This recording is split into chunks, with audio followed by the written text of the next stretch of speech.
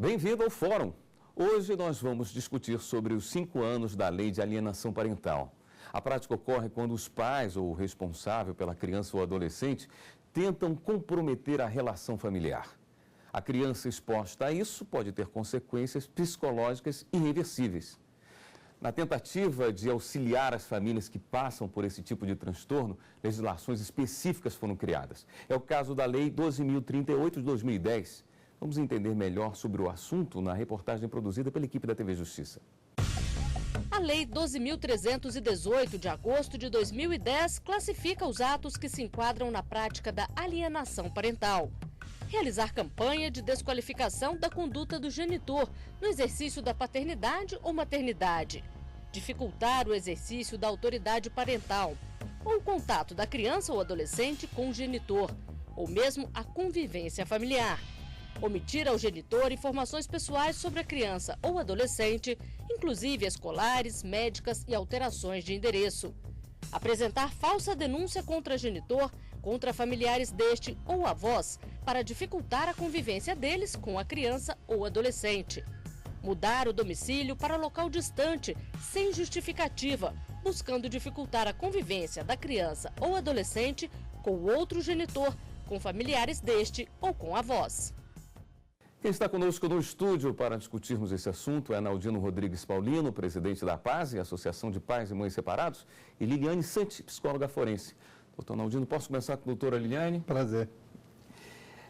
Como fazer para evitar essa situação? É possível? O que provoca a alienação parental, doutora?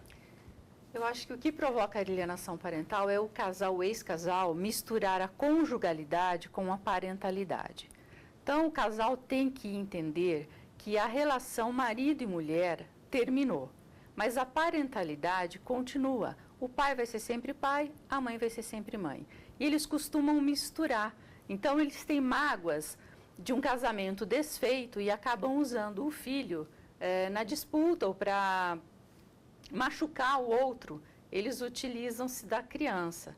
E a criança tem que ser resguardada. Então, esse casal tem que resolver essa situação de um casamento que terminou entre eles, não colocando a criança no meio dessa briga. Há quanto tempo se discute alienação parental no meio jurídico? É algo relativamente recente? Olha, a gente trouxe os estudos da alienação parental dos Estados Unidos. É o psicanalista Richard Gardner que iniciou há 30 anos esses estudos. E aqui no Brasil tem uns 15 anos que se começou a discutir a alienação parental. Então, vem havendo muitas conquistas, não é? E, inclusive a edição da lei da alienação parental, que busca coibir esses atos, né, de alienação, que é o pai ou a mãe falar mal do outro genitor para o filho, ou procurar dificultar a convivência do filho com um dos genitores. Então, nós, a sociedade como um todo, e o judiciário, inclusive, tem conseguido avanços para coibir a prática da alienação parental. Mas é um processo lento que vem acontecendo e que a gente ainda tem muitos casos negativos, né? Inclusive de assassinatos de criança, né? A gente viu o caso Nardoni, o caso do menino Bernardo, né? Então, que são atitudes, digamos, criminosas, impensadas, para provocar outra pessoa, para dificultar a convivência da criança com a outra família, né? Ou materna ou paterna. Os casos mais comuns parecem ser de ex-marido e mulher, mas avós também entram, não é? Com certeza. Muitos avós, às vezes a madrasta, às vezes o padrasto, porque, na verdade, eu acho que a pessoa que tem mais uma força psicológica maior, né, um ser dominante naquela família, não sei, porque vai fazer a criança pensar como ela, né? Mas aí como é que funciona a punição se o agente praticante não é a mãe e não é o pai? Porque eles não vão, por exemplo, perder a guarda. Alguém vai reclamar que está acontecendo alienação parental. Então, ou o pai ou a mãe vai estar com dificuldade de contato com essa criança e vai pedir uma perícia judicial. As gradações da punição, que a gente também costuma falar muito de remédios, ao invés de usar o termo punição. A primeira e mais simples seria o judiciário advertir o genitor que está praticando alienação parental ou que está deixando, né, familiares, tipo a mãe, que é a avó da criança, o pai, que é avô ou um tio, fazer alienação parental. Quer dizer, ela tem alguma participação. Tem participação. Se não fazendo de uma forma direta, permitindo. É conivente, né? Permite. Eu acho que isso acontece bastante com mães que se casam novamente e o padrasto da criança acaba, talvez por ciúme, né, do genitor, não querendo mais que esse pai se aproxime. Às vezes faz a criança chamá-lo de pai, principalmente se a criança é muito pequenininha, ela vai facilmente chamar o padrasto de pai e quanto mais tempo essa figura, o pai mesmo biológico, estiver afastado dela, mas ela vai esquecê-lo e vai chamar o padrasto de pai. Então, o padrasto é uma figura importante de estar cometendo alienação parental e a mãe está sendo conivente com o padrasto que está permitindo que afaste o genitor da criança, né, desse convívio. E as doses vão subindo. E essa punição vem para o genitor, né? Então, vai subindo a dose. A primeira seria advertência, a segunda punição seria multa, a terceira, o prolongamento do período de convivência do genitor alienado com a criança. Combinaria com a perda da guarda, né? Mas não precisa de ser nessa gradação. Conforme for a gravidade do ato cometido, conforme, digamos, o remédio que o judiciário vai utilizar, né? De advertência até a perda da guarda. É fácil de identificar e de comprovar a alienação parental? É bem fácil de identificar, mas às vezes os profissionais não estão preparados para identificar de forma adequada, não usam os procedimentos adequados, ou então não fazem laudos conclusivos. Então, o que a gente tem visto nos laudos que seriam para identificar a alienação parental, tem sido mera descrição da história do casal. Ah, se casaram, se conheceram, brigaram, se separaram, ponto. Não tem uma conclusão. Olha, essa criança está sem convivência com o pai há 2 anos, o pai conseguiu uma regulamentação de visitas, chega para buscar a criança, a mãe não entrega, a mãe já saiu de casa, então o pai não consegue estabelecer o contato, o pai já fez uma série de boletins de ocorrência, o pai já pediu busca e apreensão da criança. Então, isso são todos indícios de que está acontecendo alienação parental. O pai não está conseguindo o contato com essa criança. Então, algumas coisas. A mãe já fez uma acusação, fez uma Maria da Penha para que esse pai fique afastado dela 500 metros ou mais. Então, vão acontecendo algumas coisas, né, que culminam com as falsas acusações de abuso sexual, que está claro que a criança está sendo alienada. A criança que chora, que não quer ficar com o pai num determinado final de semana, ela está fazendo um pacto de lealdade com o guardião. Então, o guardião fala tão mal daquela figura que está ausente. Ah, o seu pai saiu, o seu pai se casou, o seu pai tem uma nova família, o seu pai não gosta mais da gente, o seu pai não vem te ver. Então, a criança, um período que ela sentiu necessidade de convivência com o pai ou com a mãe, que seja por uma semana, por exemplo, mas ela sentiu uma necessidade mais intensa, então para ela corresponde como se fosse 6 meses, 1 ano que ela ficou distante. Então isso traz uma série de distúrbios psicológicos para a criança e que prejudica a criança na escola, com relações com coleguinhas, com amigos, e esse prejuízo vai não crescendo na medida que essa situação não termina. A gente, inclusive, nunca fala que vai se resolver esse problema, vai se resolver essa alienação. Acho que resolver é muito difícil. O que a gente consegue sempre é contornar, encontrar um certo equilíbrio. Então, é o que se busca, né? Uma forma de prejudicar menos a criança. Uma forma de prejudicar menos a criança. Ela costuma ser ouvida, além do agressor e o agredido, a criança também costuma ser escutada?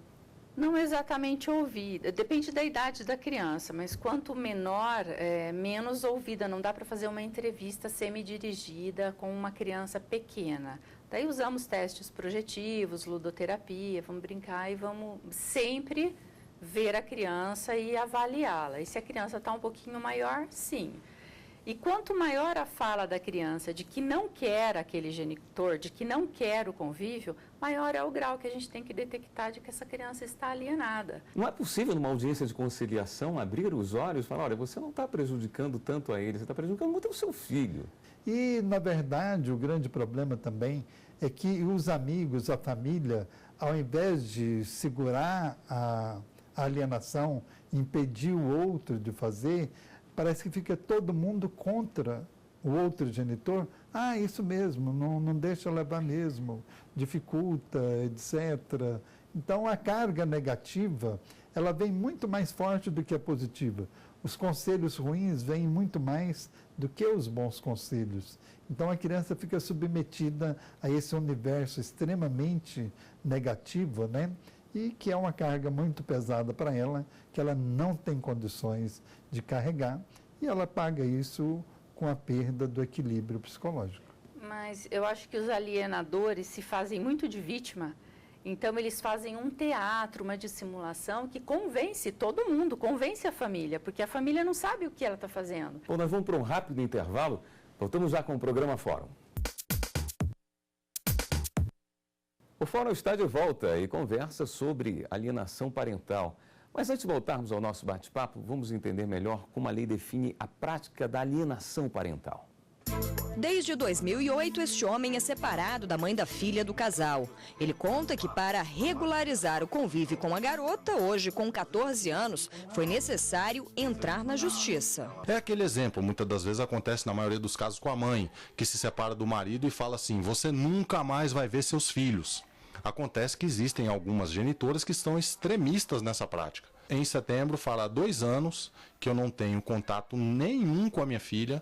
Inclusive, o quarto que antes tinha vida, hoje eu tenho que mostrar para vocês como um memorial. A relação na qual o pai ou a mãe tenta influenciar a criança com a intenção de impedir ou dificultar vínculos com o outro chama-se alienação parental. O tema é antigo, mas foi só há 6 anos que se tornou lei e veio para proteger direitos fundamentais de crianças e de adolescentes. De acordo com a lei, a alienação fere o direito da criança de convívio familiar saudável, prejudica a realização de afeto nas relações com o genitor e com o grupo familiar, constitui abuso moral contra a criança ou adolescente e descumprimento dos deveres inerentes à autoridade parental ou decorrentes de tutela ou guarda. As consequências são mais danosas para as crianças menores ou que já estão entrando na adolescência? Para as crianças menores, porque ela vai ficar, se concretizar, né, a alienação, ela vai ficar muito mais tempo sem conhecer esse genitor, talvez nem conheça. Porque geralmente o outro se casa, vai ter um padrasto ou uma madrasta substituto, e às vezes esse pai vai ficar só no imaginário da criança, isso quando não, o que a gente chama de morte inventada. Vai ser uma pessoa totalmente sem contato, sem convivência. Quando a criança já está maior, eu acho que é diferente, né? O que a criança passa. Uma criança pequenininha, ela vai ter mais problemas de comportamento, né? Vai ter enurese, então se não fazia xixi mais na cama, vai fazer à noite, vai chorar, vai ficar mais doente, vai ficar mais entristecida. O adolescente, ele vai ficar mais rebelde, vai ter problema de comportamento na escola, vai ter uma agressividade.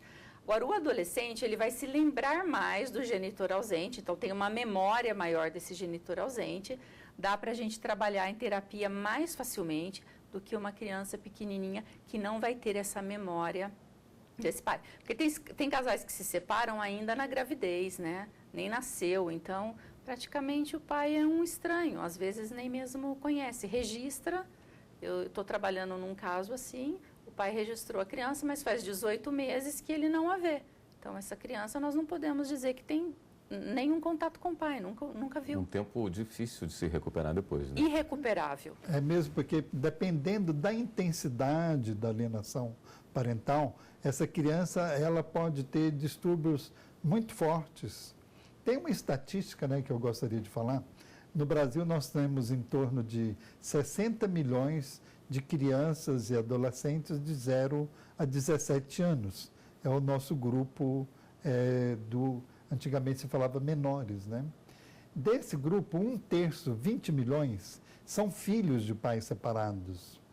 E desse grupo de 20 milhões de filhos de pais separados, 80%, que dá 16 milhões, passaram ou passam pela alienação parental.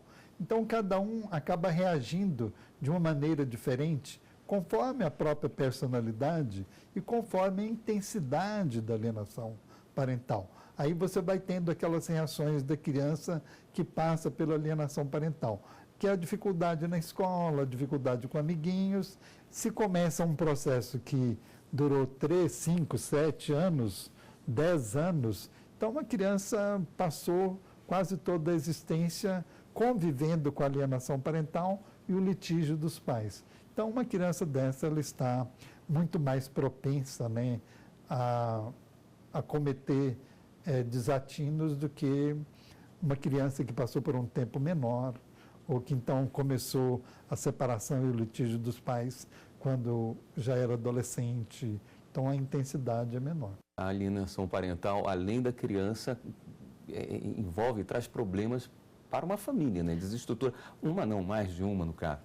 Para todas as pessoas envolvidas. É desgastante para quem comete o ato de alienação, porque dia e noite tem que ficar pensando no que vai fazer para prejudicar o outro, o que vai fazer contra aquele ex-companheiro. Então, é muito desgastante. Tem pessoas que não conseguem mais trabalhar, só para pensar quais atos vai cometer.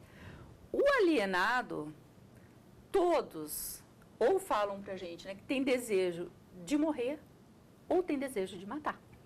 A pessoa não consegue mais trabalhar, principalmente quando aparecem as falsas acusações de abuso sexual. A pessoa fica envergonhada perante a família, porque é tão convincente o modo que a pessoa apresenta isso, que o alienado tem vergonha dos próprios pais, ou de outros filhos mais velhos, dos amigos. Tem gente que perde o emprego. Então, todos, daí se já tem uma nova esposa, ela vai sofrer junto com o alienado. Se a ex-mulher já tem um padrasto, mas vê que continua cometendo os atos, todo mundo sofre. As crianças, os avós, principalmente, porque a alienação se estende para toda a família do genitor ausente. Então, não é que não deixa falar só com o genitor. Proíbe de ir na casa dos avós, proíbe de ver os tios, proíbe de ver os primos. Então, é uma família, 2 famílias doentes, né? E mais as crianças, fica todo mundo doente. Infelizmente, quando a gente fala de alienação parental, sempre entra essa questão da denúncia de abuso sexual. Essa prática continua sendo recorrente? Continua sendo recorrente, muito comum e cada vez mais intensa, né? Cada vez o número de denúncias são maiores. Nós temos uma pesquisa feita no Fórum Central do Rio de Janeiro, foi feita há uns 2 anos, mais ou menos, atrás, e que deu que 80% das denúncias de abuso sexual no Fórum Central do Rio de Janeiro são falsas. Então, um número muito elevado. Logo em seguida, passado 1 ano e pouco, mais ou menos, se fez a mesma pesquisa no Fórum Central de São Paulo e se encontrou um número de 75% das denúncias feitas no Fórum Central de São Paulo como denúncias falsas. Então, essas denúncias, a gente costuma falar que é um assassinato em vida da pessoa, não é? Porque uma denúncia dessa é um fardo muito pesado para se carregar e o tempo que se demora um inquérito para apurar responsabilidades, se aquele fato denunciado é verdadeiro ou não, o próprio andamento do processo, havendo o processo, também é muito lento e tudo isso contribui, né, para a derrocada da personalidade tanto do acusado quanto do acusador. Mas aí existe alguma facilidade de entrar pela sua área para resolver essa questão? Se tem razão, se não tem, se houve o abuso ou não? Se a criança é pequena, que acontece mais as falsas denúncias com a criança pequena que ainda não fala, é muito difícil. Se a criança é um pouquinho maior, que tem técnicas de projetivas, ou a gente pode trabalhar com família de bonecos, com brinquedos, fica um pouco mais fácil. Mas uma criancinha muito pequenininha, quem vai falar? Porque a acusação do abuso não é de estupro, não teve penetração. Uhum.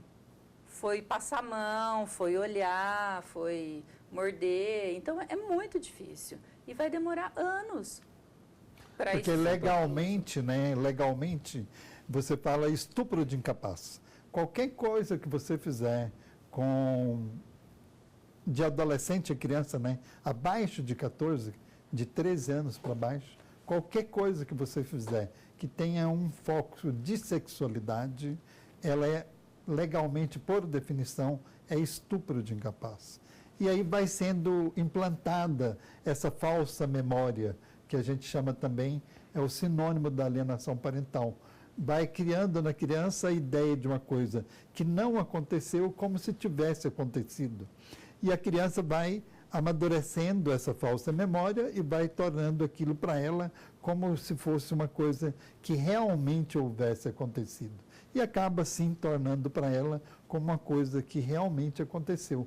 De um tempo ela passa a acreditar que realmente aconteceu. O próprio acusador que fez a falsa acusação, sim, ele também pode, a partir de um determinado tempo, acreditar na própria mentira que ele inventou. Né? Mas pode ter, qual o desdobramento dessa história? Porque o acusador, ele coloca essa falsa informação para prejudicar o alienado e depois, quando se chega a uma conclusão de que não havia nada realmente, isso pode se reverter contra ele de alguma forma? Pode, mas tem que haver uma iniciativa do alienado, de quem sofreu a acusação. Então, ele tem que fazer o que judicialmente chama provocar o judiciário. Ele entra com o processo pedindo o reconhecimento de que houve uma falsa acusação e, a partir daí, ele pede indenização por danos morais, danos psicológicos e danos materiais. E aí, dá um andamento no processo e o judiciário acaba reconhecendo que houve a falsa acusação e pune essa pessoa com a indenização por danos morais, psicológicos e materiais. Perfeitamente. A história toda é muito triste. Mas raramente o acusado faz isso, porque ele fica tão feliz de se ver livre da acusação, porque ele vem de uma história, ele fica extremamente deprimido e debilitado emocionalmente, que ele não tem condições emocionais de fazer mais nada, ele não quer passar por mais um processo. O fato dele estar absolvido, para ele está... Conquistou a paz. Ele já está com a paz. Por isso que as pessoas ficam impunes. Bom, eu gostaria de agradecer imensamente a presença dos senhores aqui. O fórum vai terminando. Nós conversamos sobre a Lei de Alienação Parental. Quem nos ajudou na discussão foi Analdino Rodrigues Paulino, operador do Direito e presidente da PASE, e Liliane Santi, psicóloga forense. Se você quiser participar do nosso programa, você pode enviar sua sugestão para o e-mail forum@stf.jus.br. E você também pode rever esta e outras entrevistas no nosso site. É só acessar tvjustiça.jus.br. Até a próxima semana.